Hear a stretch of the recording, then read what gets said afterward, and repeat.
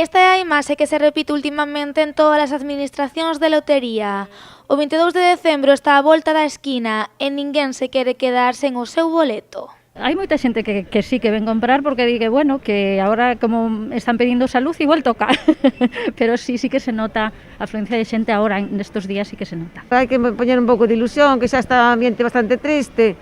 Claro, home, hai que poñerse un pouquiño ledos, un pouquiño alegres. O sorteo da Lotería de Nadal enche cada ano de ilusión e esperanza aos fogares do noso país, pero este ano é sen dúbida máis importante ca nunca facerse coa combinación gañadora.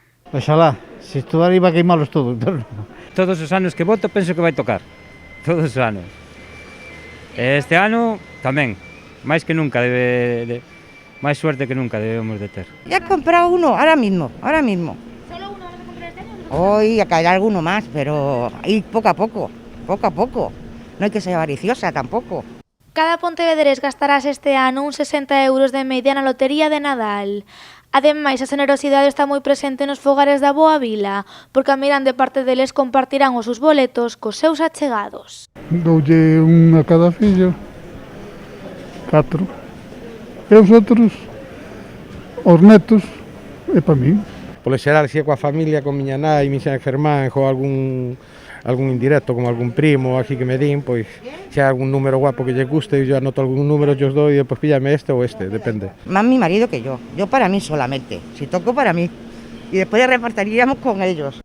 E aínda que o bombo non entende de números bonitos ou números feos, cada ano repítese sempre a mesma pregunta.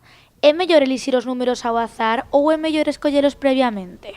A xente casi toda colle un número. A veces o azar dincha a ti, cólleme ti o que toque directamente. Entonces de calle o que toque. Entonces collemos un. E outra xente ven xa con recados. E dice, pois quero tantos deste número, tantos de outros. Entonces hai de todo.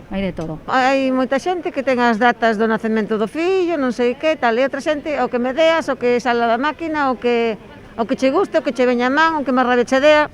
A xente non é moi, salvo así, quitando as datas de nacemento dos fillos e tal, polo resto non.